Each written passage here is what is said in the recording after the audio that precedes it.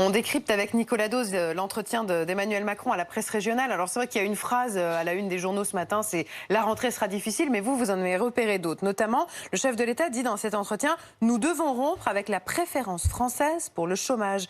Il y a une préférence française pour le chômage, Nicolas? Oui, c'est pas nouveau. La principale responsabilité, c'est celle des entreprises. Quand vous devez ajuster une entreprise, vous le faites soit par la quantité, les effectifs, soit par les prix, le salaire ou le temps de travail en fait. Ça fait des années qu'en France, le salaire monte, plus de 20 ans qu'il monte plus que la productivité, notamment au nom de la paix sociale. Donc quand il faut ajuster, on ajuste par les quantités et donc par l'emploi.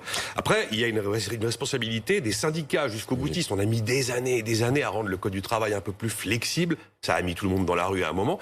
Mais résultat, 4 ans après, on a eu 4 années de création nette d'emplois derrière. Et les droits des salariés ne donnent pas l'impression d'avoir été totalement atomisés.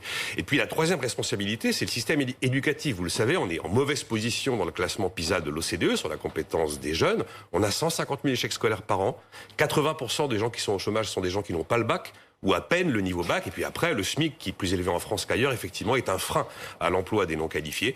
Vous avez des éléments très français qui expliquent ce qu'on appelle la préférence, même si c'est pas officiel, française pour le chômage. Autre phrase, Nicolas, le président est interrogé sur les 35 heures. Et que dit-il en substance? Que nous sommes le pays où l'on travaille le moins tout au long de la vie en Europe et qu'il va falloir donc travailler davantage. C'est vrai? C'est totalement vrai. Le seul chiffre qui permet des comparaisons, c'est le nombre d'heures travaillées par habitant. C'est le seul. Voilà.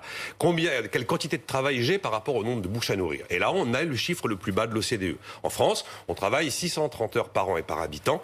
Si vous prenez la Suisse, c'est 934 heures par an et par habitant. En Allemagne, 722 heures par an et par habitant. En Espagne, 697 heures par an et par habitant. L'enjeu, c'est d'augmenter le taux d'emploi, le nombre d'actifs par rapport au nombre de personnes en âge de travailler. Elle est là, la clé vraiment du marché de l'emploi.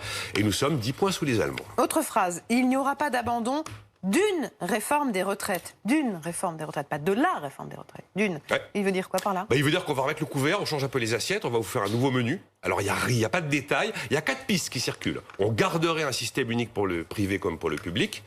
On épargnerait temporairement les professions libérales de la réforme. Elle s'appliquerait aux régimes spéciaux, mais seulement pour les nouveaux entrants. Et on repousserait à plus tard la date du retour à l'équilibre. Mais ce ne sont que des pistes qui circulent. Autre phrase, la reconstruction passe par un accompagnement de notre jeunesse première victime de la crise. À quoi faut-il s'attendre? Il y aura un accompagnement financier. Alors là, il y a un match entre Bercy et le ministère du Travail. Au ministère du Travail, on voudrait une exonération de cotisation salariale pour l'embauche d'un moins de 30 ans pendant 3 ans, mais ça coûte 8 milliards d'euros. À Bercy, on dit c'est un peu cher. On pourrait peut-être faire une simple prime à l'embauche classique.